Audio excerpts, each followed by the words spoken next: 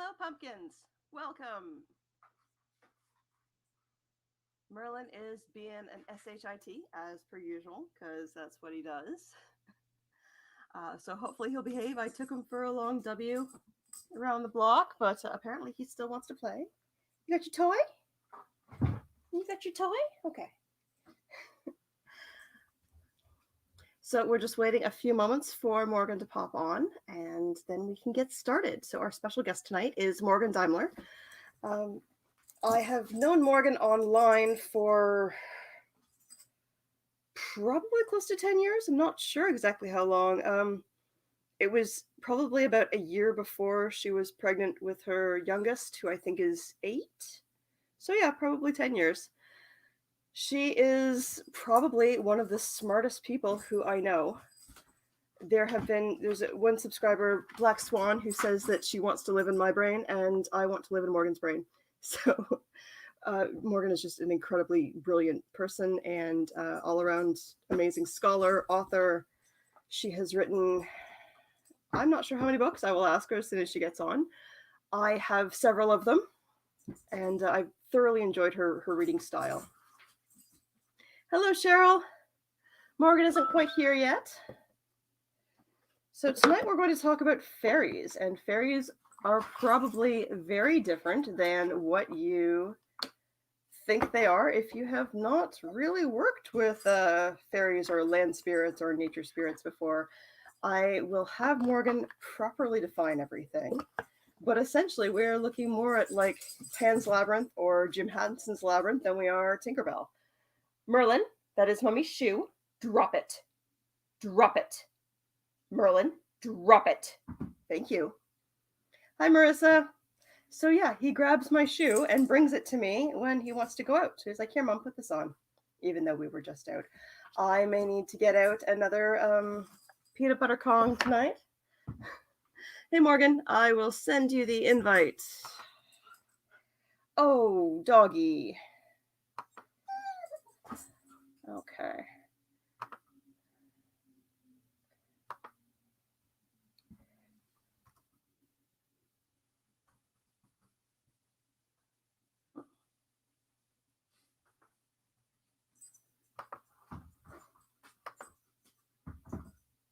Did that work? I think I sent that to everyone in chat, which is also my my mod, so I don't have to worry about anyone else going. Okay, I'm gonna have to get a peanut butter Kong. Second one today, because he's a busy boy, even though he's so chill all day long. As soon as I talk to my pumpkins, here we are. Okay. So we're gonna go back to comments. Hey, Megan. Okay, I will send it to you through Facebook because it didn't work. Oh, my dog. Okay.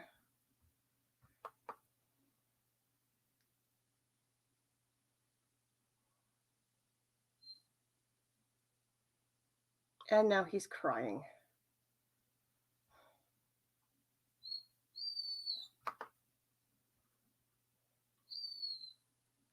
So I have a piece of spit laptop that needs to go.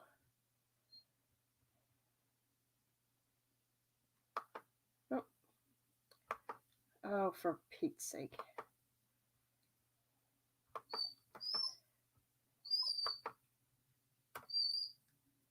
All right. So I just sent you the link there. And it's also Mercury retrograde. Oh, is it the packaging, Marissa, or is that actually like what was in the packaging? Because that would suck. Although, hint, everything that Amazon sends you that you return doesn't go back to Amazon, it goes to the landfill. So if your dog shreds something, as soon as it gets in the house, you can return it and get money back and get another one, get a replacement. And yeah, you're not cheating anyone because it's just going to go to landfill anyway. Okay, one moment. All right, baby boy.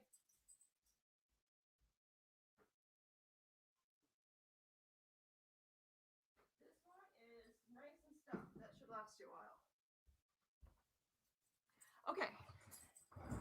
I think we're good now.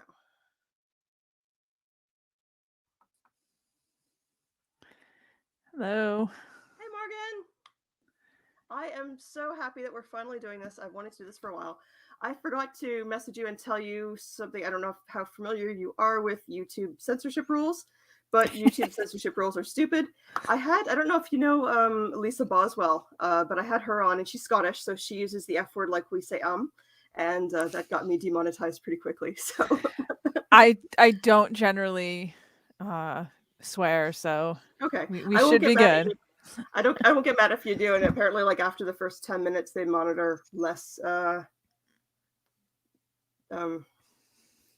they're less stringent about it. I did a video today, and I said uterus, and I think that they thought I was talking about like the pro and anti-life stuff, and I ended up getting demonetized because of that. Although I was my very good friend of mine got implanted today. She and her husband are doing IVF, so I wanted to send Breed her way. So, cool. All right. So I was talking a little bit about you. Hello, Shermer, and I missed somebody else that came in. No, I didn't. Okay. Yeah, I was also trying to figure out earlier how long we've known each other online, and I have no idea at this point. Yeah, I think we connected about a year before your youngest was conceived, and then so yeah, about 2 years before he was born, and he's 8-ish now. 8.5. Yeah, so probably about 10 years. Yeah. So I was mentioning that you are an author, and I don't know how many books that you have written, but you are quite prolific. I'm not sure I know how many books I've written either, so a lot. Might not help you. Hey, Emma. So Megan writes, Morgan writes as part of the Pagan Portal series. So I will show you the few books I have of yours.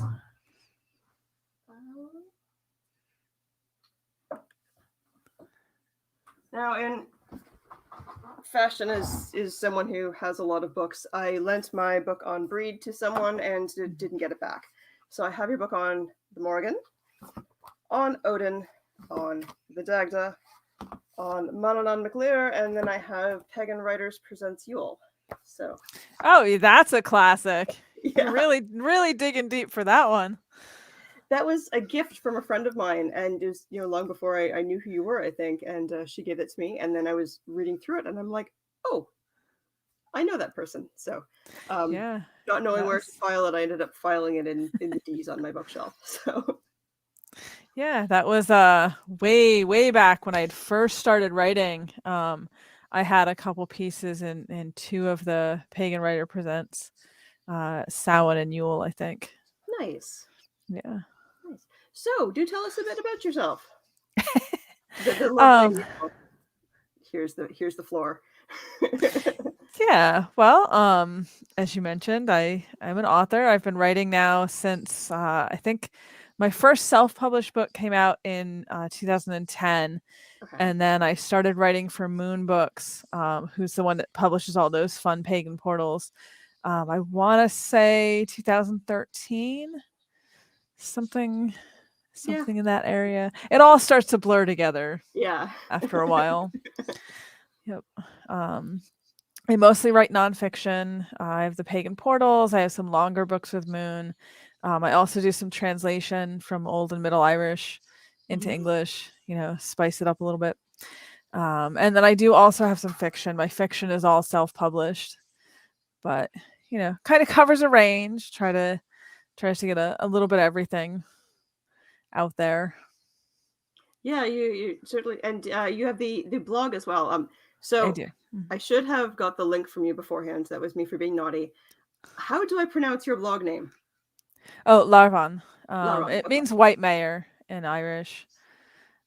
There's a whole long backstory to that, since you've got me reminiscing with that Pagan Writers Presents book way back in the day. The CompuServe era, if you will.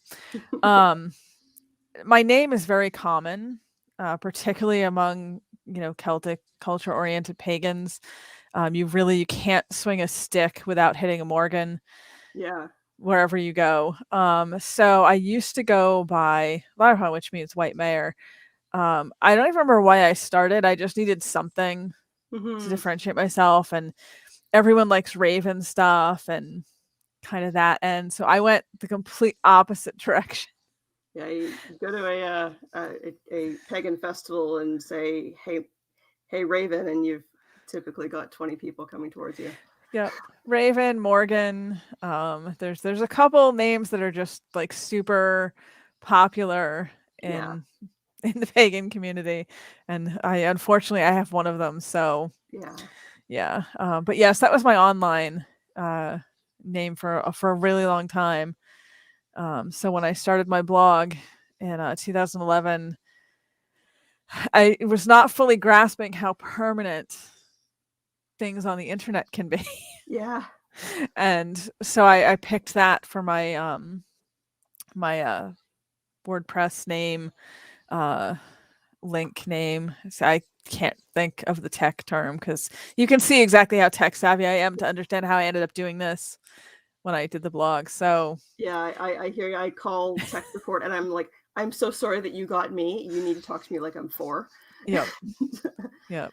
Like there's flashing lights and there's buttons, and that's where I'm at with this. So right. let's go from there. Yeah. Right. I So I'm very old fashioned. so we're talking today about fairies and the good folk and the wee folk, and I am never actually sure how I should be addressing them, period. So if you want to start with telling us how we should be addressing these folk and a little bit about what they are and perhaps what they are not. Sure. I don't know if we have 5 hours to get into all that, but we can do No, like no. we can do like the Cliff Notes version. Um, yeah. So the common sort of term that you hear in English is fairy. Or I think fae now is getting kind of popular, but it's generally thought that they don't like that particular term, the word fairy. Um, and so instead you use euphemisms, which Mhm. are these terms that are, you know, generally supposed to sort of denote a better nature to them, but it's not really supposed to be a label. It's not implying that they actually are those things. It's more Mhm. like trying to remind them that they can be, with the idea that they can always be around you and you don't always know they're there. And if you use a term they don't like, that is generally not going to work out well for you. But if you Right. use one of these more positive terms, so you have like the gentry, the shining ones, the good folk, the other crowd, there's dozens and dozens of them. Those are just some of the Irish examples.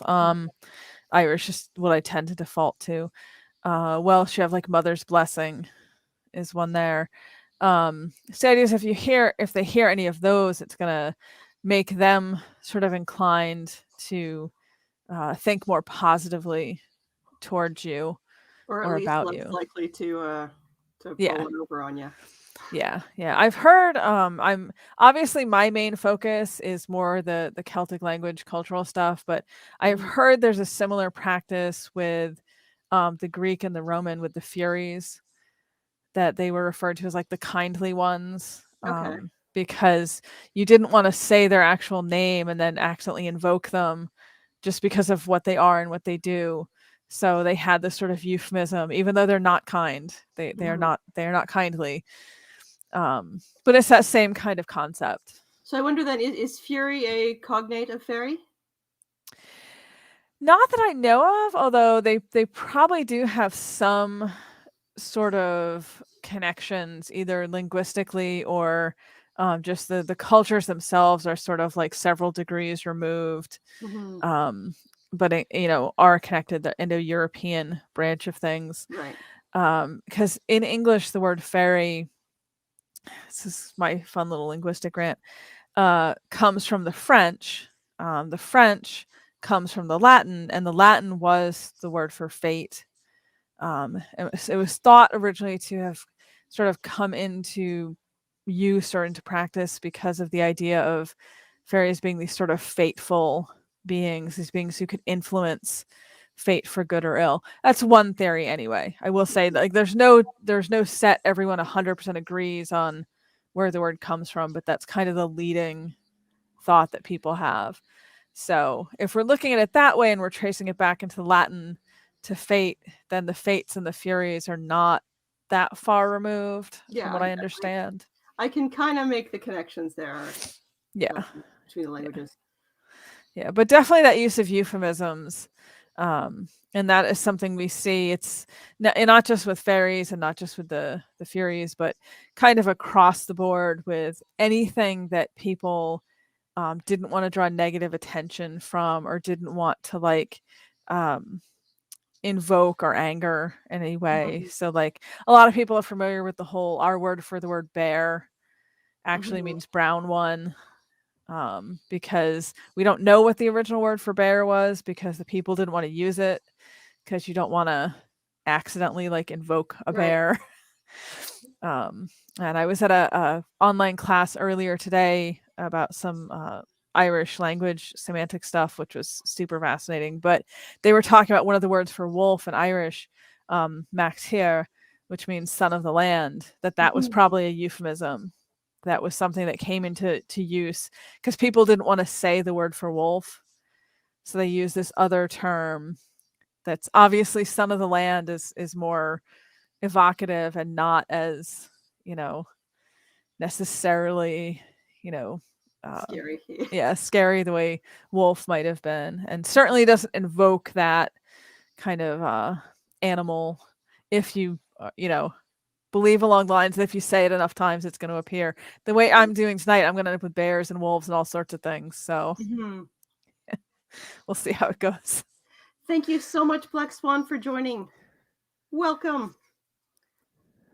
Hi, Curls. So how would you define one of the good folk or the other folk or gentry or however you like to say?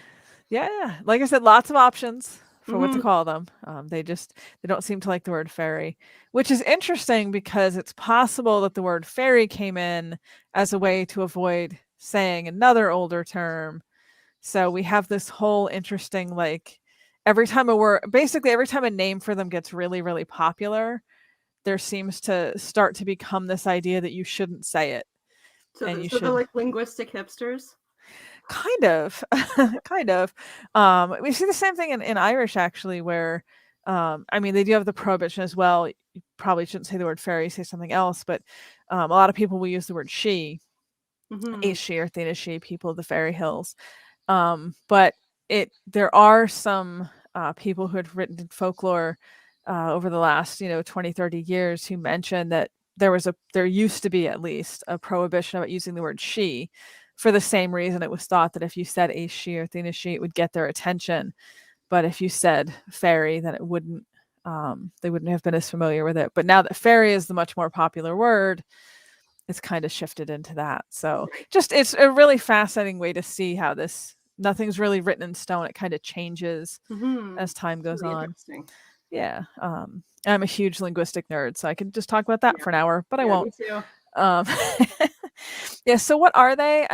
Ultimately, all of these things we're talking about, these different terms are sort of catch-all terms for a lot of different specific named types of beings that sort of what they have in common is that they are these otherworldly beings. They're not really from the human world, but they can come into it and interact with us and exist here, but they can also go back to their own world.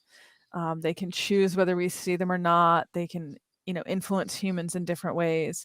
And that's sort of what their defining characteristics are. But within that, we see all sorts of other specific types of things. So, people who are familiar with Selkies, seal people, they're often kind of lumped into this group. Of course, I'm trying to think of specific examples now. My mind is going gloriously blank. But Brownies, in Scotland, red caps, which are lowland Scottish, Northern English types of beings, puka in Ireland.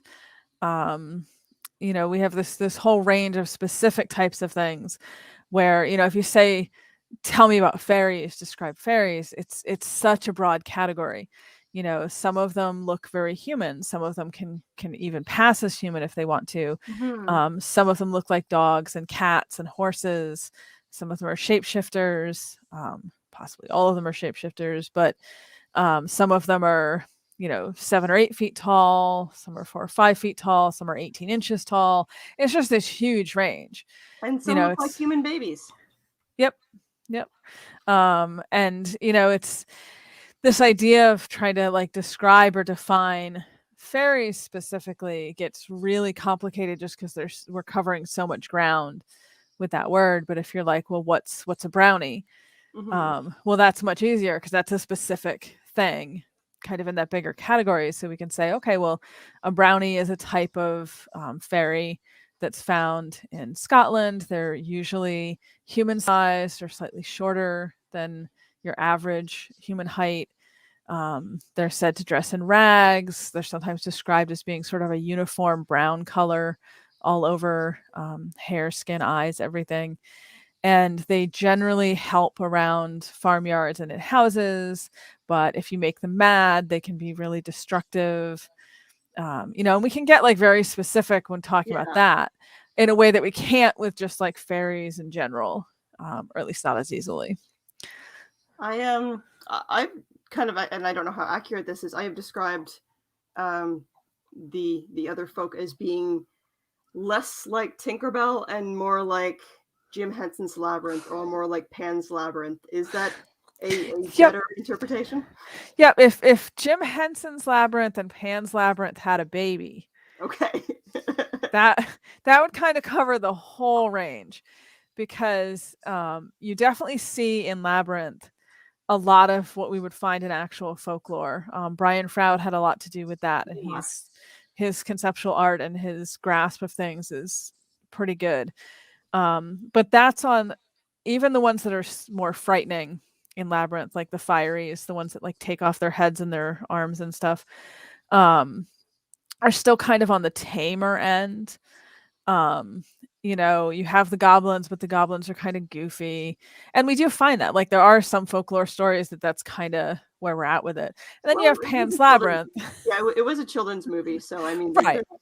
Well, that's what I'm saying. Like, we definitely have the beings that are like that that are like that labyrinth idea of fairies that, they're still not sweet and nice and all of that. Like the fairy bites Sarah when she tries to help it.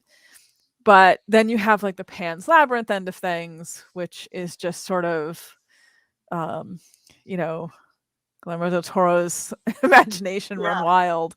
And that also is accurate. I mean, I think he pretty much made up most of what's in there, but the way he's depicting the sorts of beings and how they would be is fairly accurate to what you would expect to find in actual folklore.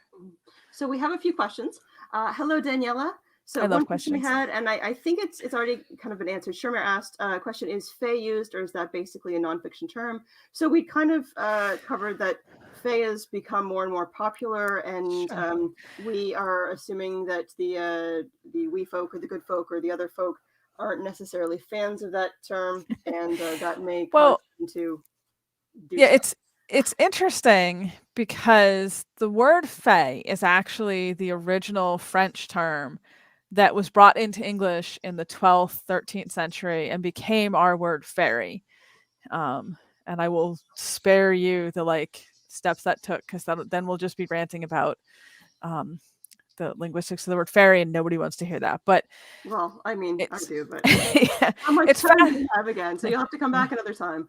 I will. I'll do a whole episode just talking about that. But it's fascinating that this word that was the original French term, it's very similar actually to the modern French still, and that we took into English and kind of changed a little bit, is now coming back in English as this. A lot of people think it's like a new term, or it's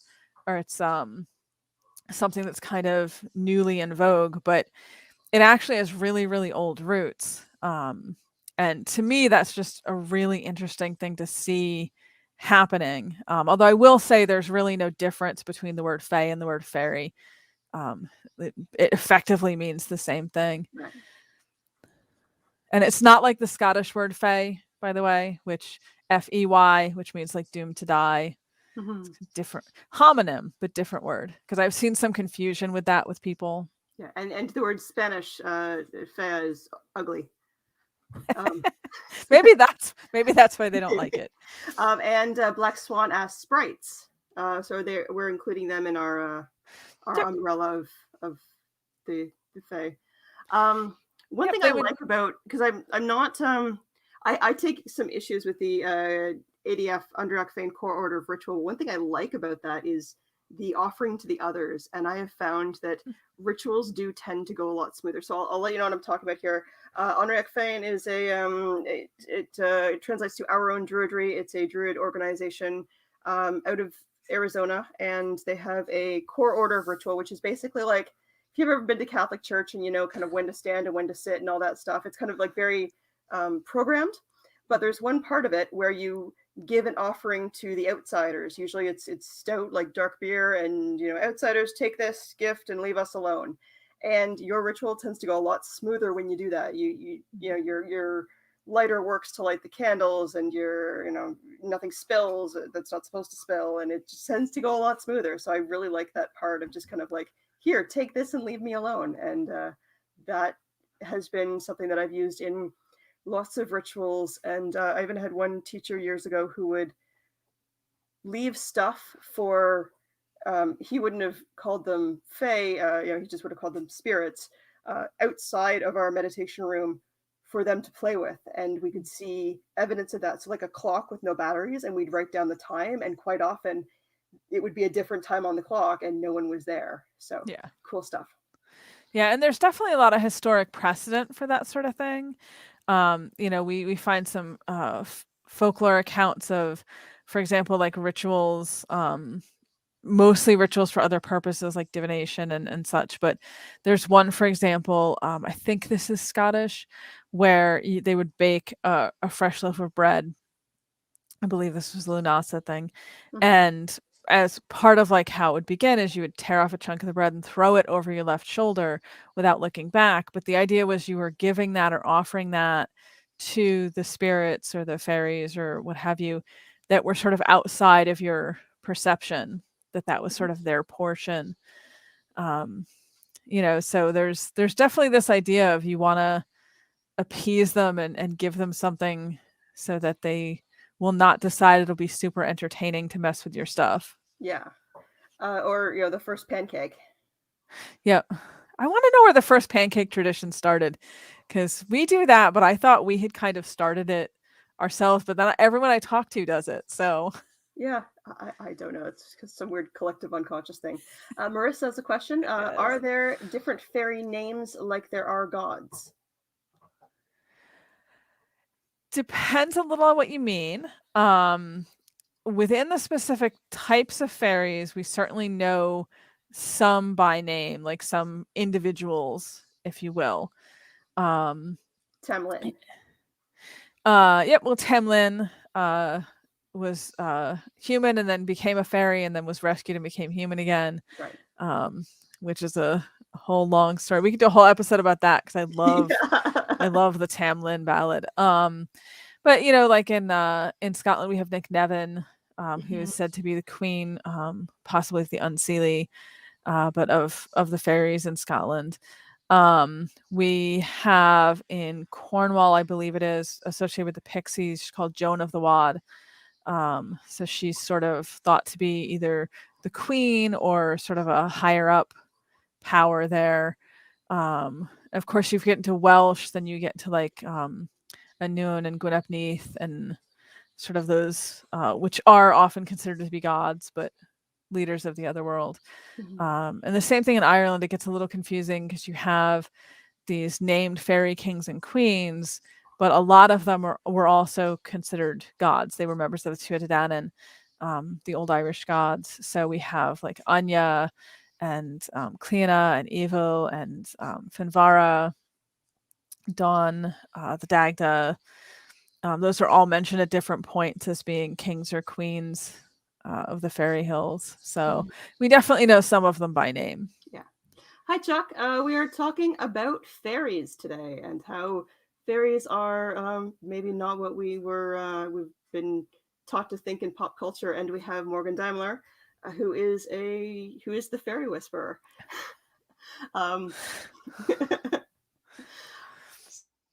so we tend to think in pop culture as fairies being good and pure and helpful and kind, and I think that there may be Tinkerbell, and I think there may be some different interpretations in mythology. Can you tell us a bit about that?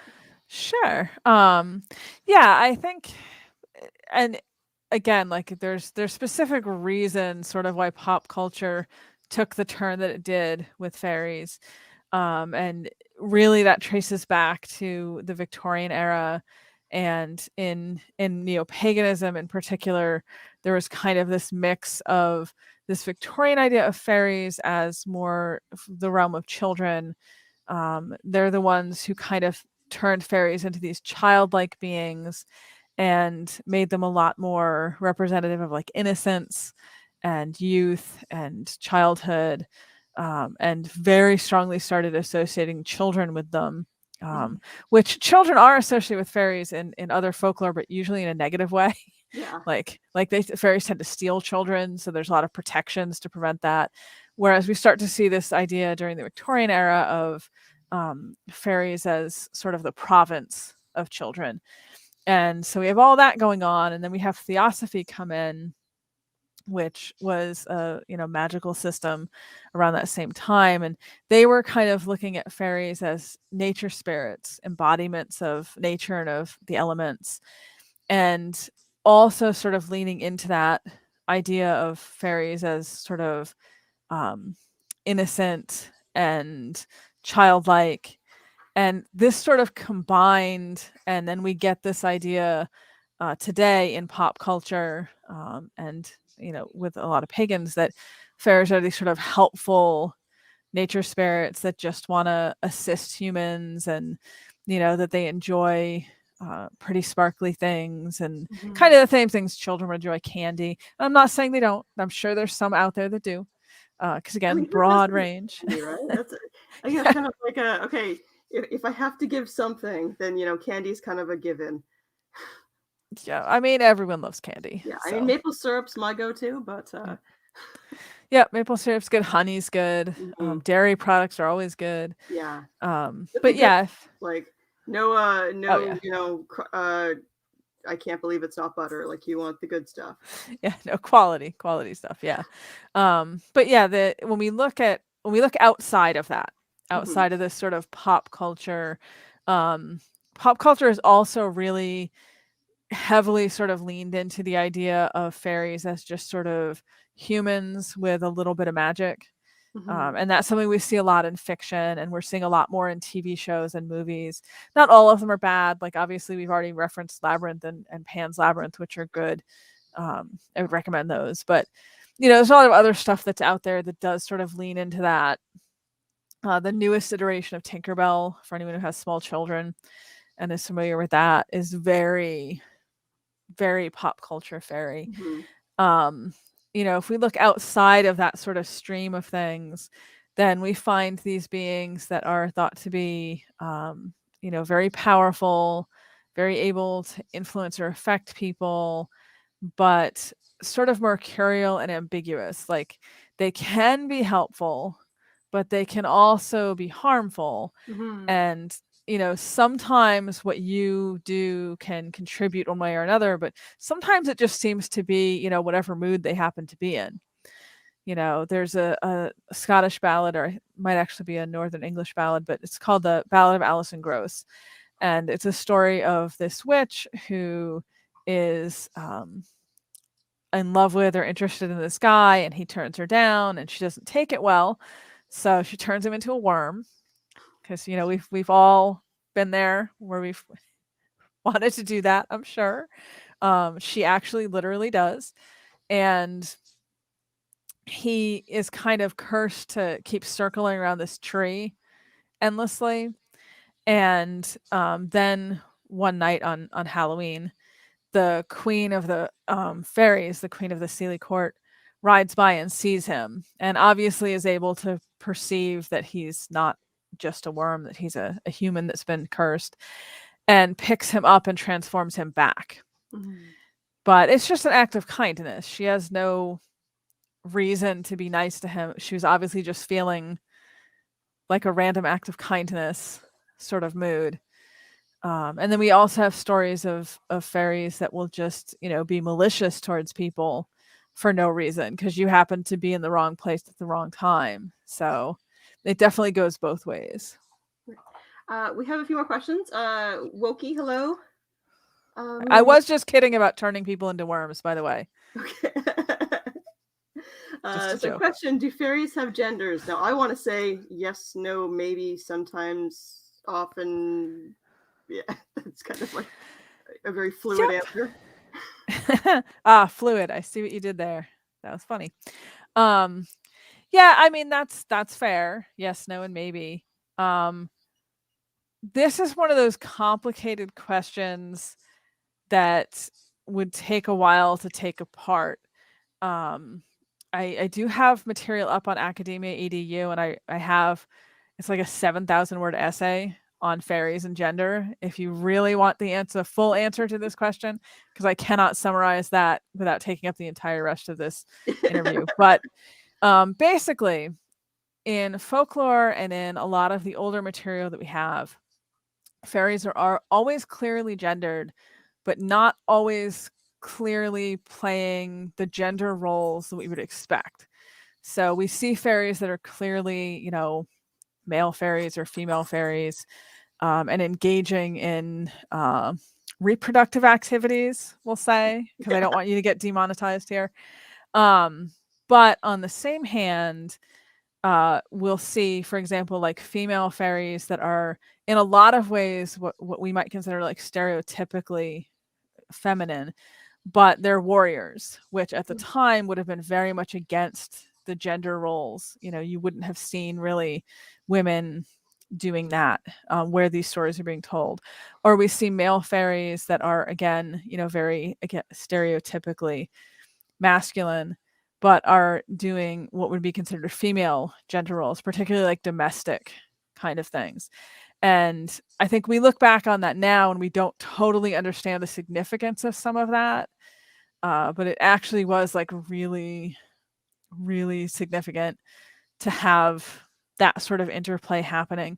But yeah, we have these clearly sort of gendered fairies across history. But then when we start to get in the last 100 years or so, we start to see more of this idea of fairies as androgynous or genderless, or etc., as it were. And I definitely know currently there's a lot of discussion and thought about, things like gender fluid fairies, which there actually is some evidence of that in the older material. Like the Norse Alfar were originally all male. There's only references to them being masculine, being male, however you want to interpret that. And then over the course of a few hundred years, suddenly all female. We only see references to them being female. And then it, becomes more of a mix later on. But we definitely see this idea of them having some fluidity to them. It's just on a bigger scale. We don't have like one story where we see one sort of moving back and forth between the way we perceive genders, but we see it on a wider scale. And again, then today, anecdotal accounts, you see people encountering all sorts of different gender and sexual expressions. So yes, no, and maybe is a good way to put it. I think it's important to note also that when these creatures are engaging in adult hanky-panky business, that it is not always consensual. That's a big part of the mythology. Yep. The reproductive angle with the good folk is another one that we could talk about quite a bit, because it does feature a lot in stories, and there's this idea that their birth rate is rather low, so they're prone to stealing humans, children and adults. They'll steal brides, they'll steal young men if they feel motivated to. nursing mothers, women who've just recently given birth, like all sorts of interesting things across the folklore. So I will let my viewers know that if you believe that your child one day is normal and then the next day is kind of weird, and you suspect that they may be fae, do something really weird in front of them, and like bake a cake and put eggshells in the batter, and then they will say, and the child will say, "Oh my goodness, I have never seen someone bake a cake with eggshells," and then you'll know. Babies don't talk like that. Yeah, it's the old changeling folklore, which basically is saying that either the baby has been replaced by a sickly fairy baby that's going to die, or by an elderly fairy that's just looking for some cushy retirement plan Mm-hmm. and decided that swapping out for your child was the way to go. In some cases, it's actually not even a living thing. It's like a piece of wood that's just magically made to Wow. look like the person. But yeah, there's a lot of folklore. The changeling folklore, I will say, for anyone who's hearing this and thinking it's something you want to learn more about, is a very, very dark, very grim sort of thing. The stories themselves that you'll find like in books and things tend to be more lighthearted, sort of like the one story you just told. This whole like trick them into revealing that they're actually 1,000-year-old fairies kind of thing. But there is a lot of sort of tragedy attached to the folklore around it and the folk practices. So you have to be prepared for that if you're gonna start researching it. Yes. Another question we have from Cheryl. Have either one of you been in contact with the Blessed One? I will say that yes, I have had lots of messed up stuff happen in the woods from things I could not see. I do not have face sight. There are some people who claim to have face sight, that they see these beings quite readily. I tend to, like, my spiritual sense is my sense of smell. So I will smell something like before I have any other sense of it. But yeah, like I've had something, grab my coat as I'm walking through the woods, and there's like nothing around to grab, and yeah. Right. So yeah, I don't know about your experiences, Morgan. Well, I know of one. You had the experience where your partner cut the elderflower tree, and it wasn't Bieltana, and then there was a branch fell on your car, wasn't it? Yeah, my ex, we have a fairy tree in our yard, which is a very long story. But it's a thing. They're very territorial and protective of stuff that belongs to them. So there has over the course of the years been a lot of shenanigans that have gone on because of this tree. And that particular time, my ex was doing yard work and Leave it. accidentally Sorry. damaged it. Leave it. Leave it. All right. Thank you. Sorry.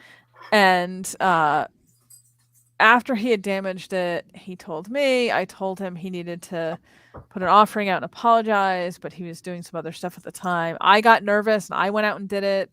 And then he saw me do it, and then he thought everything was okay, and I assumed that he was still going to do it, and it became like a miscommunication thing. But yeah, shortly thereafter, his car was totaled because a very large branch fell and impaled it, literally impaled it.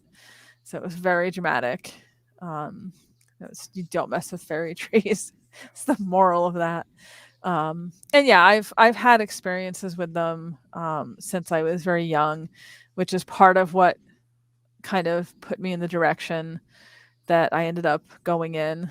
I had a lot of experiences and a lot of things happening that I needed some context for.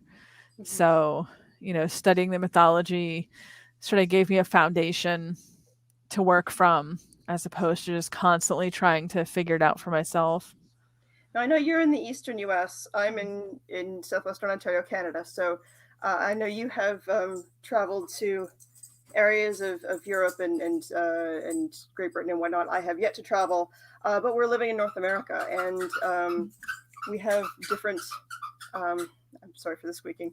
Different mythology and different energies here. So, how would you describe a difference between Irish and Scottish folk Sure. and what we see in North America? Sure. Well, I haven't been to Britain yet. I would like to at some point. I have been to Ireland um, a couple times. I take that back. I have been to Northern Ireland once. So let me correct myself. I've been to Northern Ireland once. I've been to the Republic of Ireland several times. I've been to Iceland. Um, and my experience with those places is that the energy of any individual place is going to be a unique thing. Mm-hmm. Ireland has a different feel than here. Um, the spirits that are there, the beings that are there, um, they're so much more grounded in that place and a lot more intense, I think, than what we find other places. Iceland is completely ridiculous for anyone who ever goes there or has been there. The otherworldly activity, it would be Alfar and Hulda folk there, and Icelandic sorts of things, but it's just completely off the charts ridiculous if you're sensitive to that sort of thing. And you definitely do find things here. Like there are things here. Mm-hmm. There are things that are indigenous to here, and you can learn about those, through stories of whatever group is indigenous in your area. There's also things that have come over with different populations moving in, through colonization and through other things, and we end up kind of with this bizarre blend, I think, of things that are very old here that have been here for a long time, but who have maybe lost their human connection, if you Mm-hmm. will, with tribal nations that either don't exist anymore or have been significantly relocated. Yes, We'll say. I had Ira Timothy, who's a very good friend of mine, on. He's an Indigenous fellow, and Mm. he described it as what do you say, Mods? If you remember, um, a real estate dispute when his family was initially from New York and is now not. Yeah, That was one way to put it. Uh, I yeah, was that's thinking, that's a nice way to put it. yeah, and there's from what I'm aware, there's quite a tradition of other folk in like the Appalachians and that kind of area. That's a real blend of the Irish and Scots Irish and Scottish and indigenous traditions. Yep. Um, Yeah, and there are places, a lot is going to depend on where you live. mhm, So, like you'd said, I live on the East Coast. The East Coast was colonized a long time ago. So that has a very different energy to it. When I've been out to, like, say, California, um, and parts of the Midwest that really have only, not had tribal sovereignty for a relatively short period of time, historically speaking, the energy is very different. yeah, Things are much stronger, things are much more near the surface, if you will, than what you have kind of where I am. Which isn't to say that there is not still things here where I am, because there are, but it's just definitely has a different feel to it. I think I've had a feeling of not being welcome sometimes if I'm in a new foresty area, and it's kind of like because I'm very white, and so one thing I was taught to do was to when I'm entering to tell them who I am and to tell them where my ancestors are from, and I can remember one area in the city I lived in where it was kind of like, oh, you want a relationship with us? Okay, well, you have to work for it. Grab a garbage bag, and it was kind of like my relationship was dependent on my labor, Yep. and I was also told if I'm dealing with indigenous spirits to not give gifts of alcohol because that's a poison that white people colonizers brought over and has done terrible things to their community. Yep. Yep. You definitely. I think with all of these types of beings, you should kind of have that attitude of being willing to work for it. Hmm. Definitely the ones that are indigenous here in particular, but and also be willing to accept it if the answer is no. If they just very strongly don't want you in a place. I've had that happen. I actually had that happen in Iceland too. One of the places that we went, for whatever reason, other people that I was traveling with didn't have a problem there. But I just got a very strong, like, this is not for you. So, you just respect it, and it's like if you're going to visit someone's house and someone in the house doesn't want you there, then you just hang out in the front yard until Exactly. it's time to leave. Yeah, good you old know. rules of hospitality and ghosty and whatnot. Yep.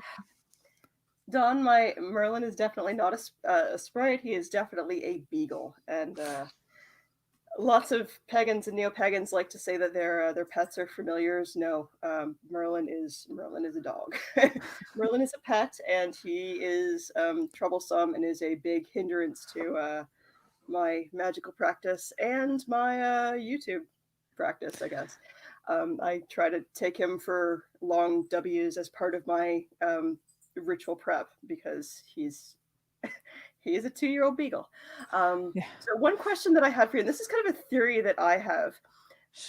Over the past decade or so, all these ghost programs and ghost hunting shows have become very popular, and I've noticed, especially when they're dealing in some North American context, and a house has all this activity going on, but yet is not responsive at all to anything religious.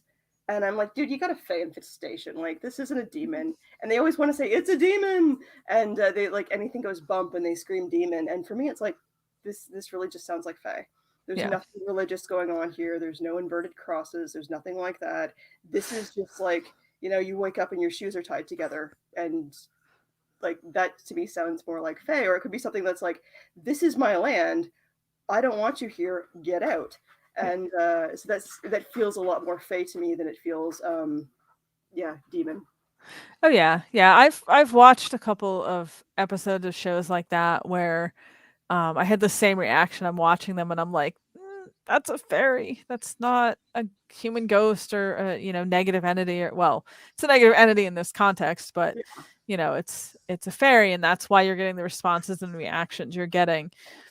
And I definitely think sometimes people cause themselves a lot more problems because a lot of the stuff that you're supposed to do with human ghosts, not that I'm saying you should do these things, but sort of the textbook, this is what you do with human ghosts, like, sort of calling them out and being assertive with them and commanding them to leave and all this other stuff. That might work with a human ghost, but that is just really going to annoy anything, fairy that happens to be around. You have to have a completely different approach with them. And it usually is going to be more like negotiating a peace treaty. Yes. Kind of a deal, as opposed to trying to evict them, because that's very hard to do, first of all. And if you think you had activity beforehand, it's just going to get a lot worse. Yeah, like going to throw salt under the bed just to try to clean them out, like that's just going to piss them off. Yeah. But maybe having a little altar set aside where it's like, okay, here's a little maple syrup. See how you like that? Like the gift we're talking about to the others of, here's some stout. Now let me do my thing. And I've also heard stories of like from people who I think are credible who have talked about having a dish fairy, and that neither he nor his wife did the dishes that night, but woke up when they're done. And so I think that if you have an entity and they are willing to negotiate, that you can actually have an ally. Oh yeah, yeah. And it's always better with things like that to take that approach, that like, how can you hopefully make this a friend as opposed to an enemy? Because once you have an enemy in that area, like they don't forget, and they live forever basically. So you've got some serious problems. Yeah. Whereas if you take the approach of let's all just get along, let's learn to live together, that's going to work out much better for you, I think, in the long run. So that's usually what I encourage people to do. And my best advice to people with this sort of stuff is always treat them the way you would treat another human, ideally. Be polite, be respectful, don't pick fights you don't have to pick. Because particularly with the good folk, once you've kind of taken it to an assertive, aggressive level, there's no backing off of that. Yeah. and you're going to be wearing like iron underwear for the rest of your life. Right. That's what's going to happen. Yeah, So the rule of this house tends to be don't be a dick, or yeah. of this channel. Just don't be a dick, and you're probably going to be okay. Yeah. I mean, that's also probably good advice with human ghosts, to be honest. Like, I will confess, I am not a huge fan of the way a lot of particularly ghost hunting TV shows approach human ghosts, because I mean, they're dead, but they're still humans. They're still people. Like there's no need to go in there and be all insulting and rude just because you want something to move around or an alarm to go off.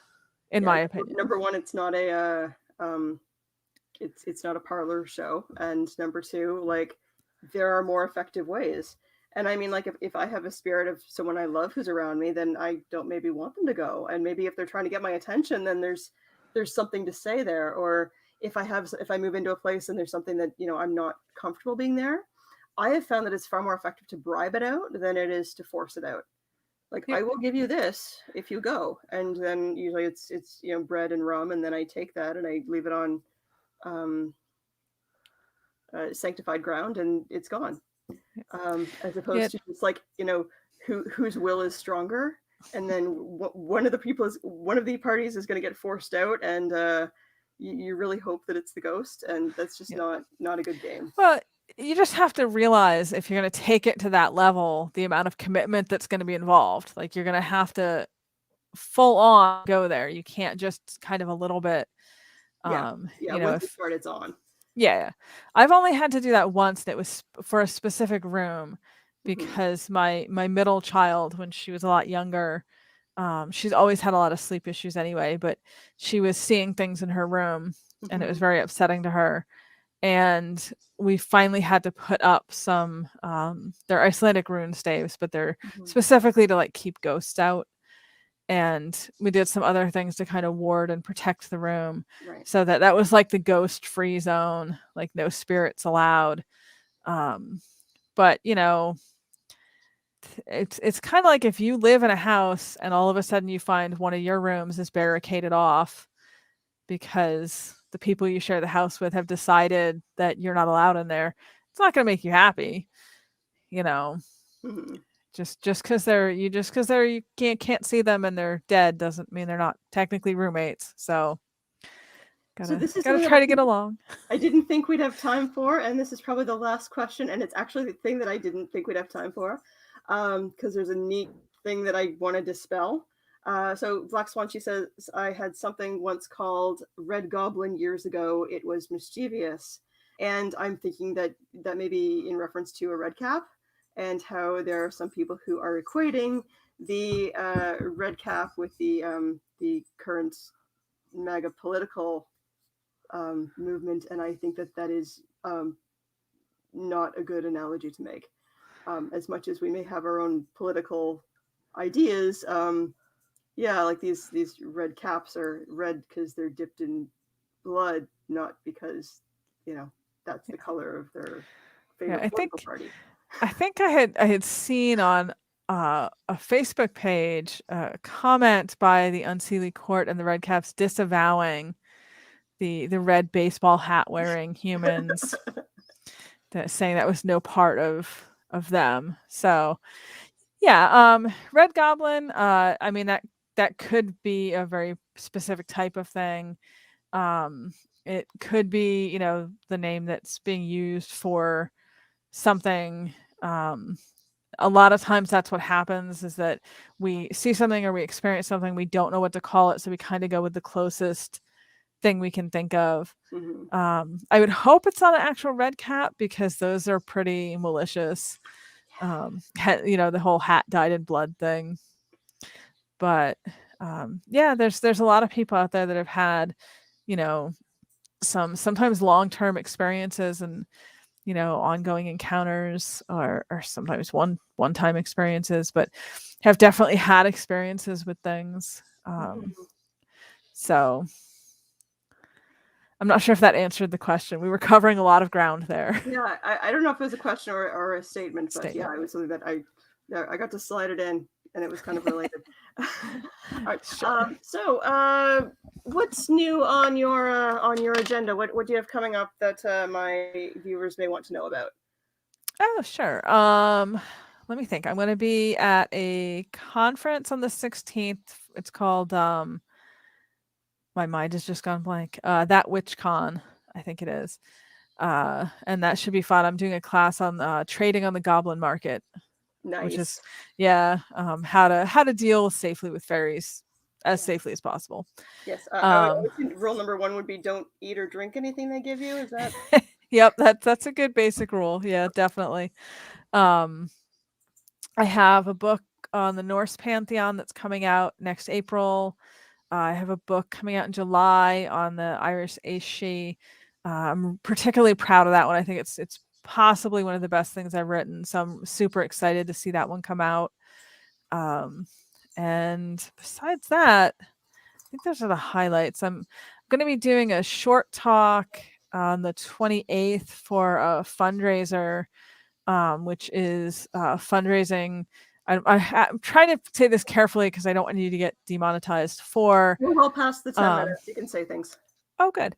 It's fundraising for abortion rights in Texas. Okay. Basically. So, my particular talk is about the connection between fairies and rebellion and rebellious humans and kind of how that all overlaps, which is going to be much more interesting than I just made it sound, I promise. But there's other people giving talks throughout that whole week to help kind of raise money for people who need assistance. Yeah. With that in Texas. I have kind of openly said on my channel that if you are in Texas or Missouri or another similar state with laws like that, and you need help, I'm your new Canadian auntie, and yeah, I will find a way to help you. So yeah, I'm on board with that.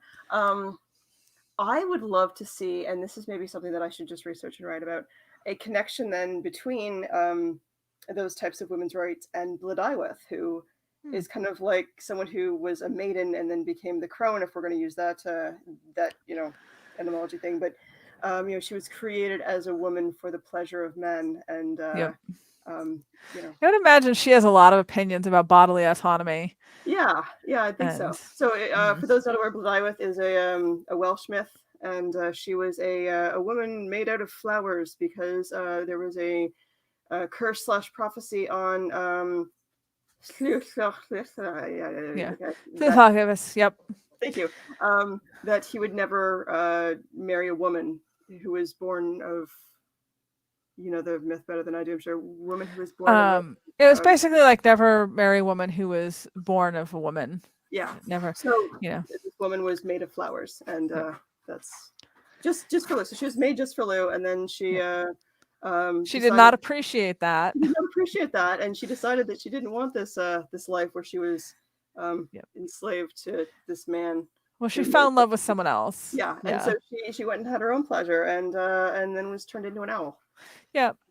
She and her lover tried to kill him, which, to be fair, though, you can't entirely blame her. Right. And did not succeed. He ends up turning into an owl or an eagle, and then is rescued by his uncle. And then her punishment is she is turned into the owl, so that she would never see the light of day again.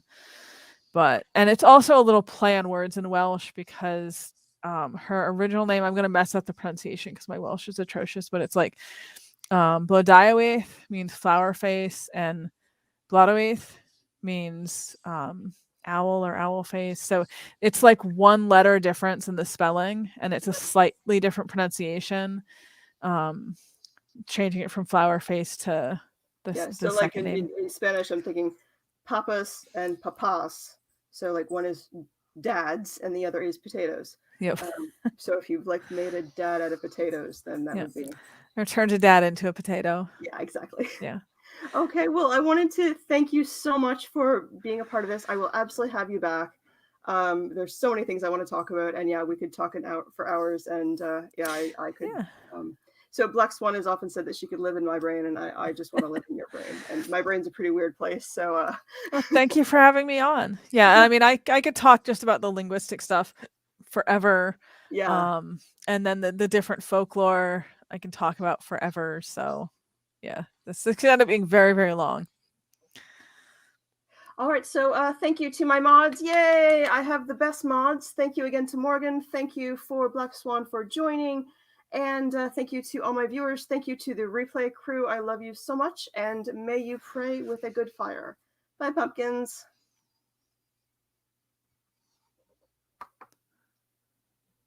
It always takes a moment.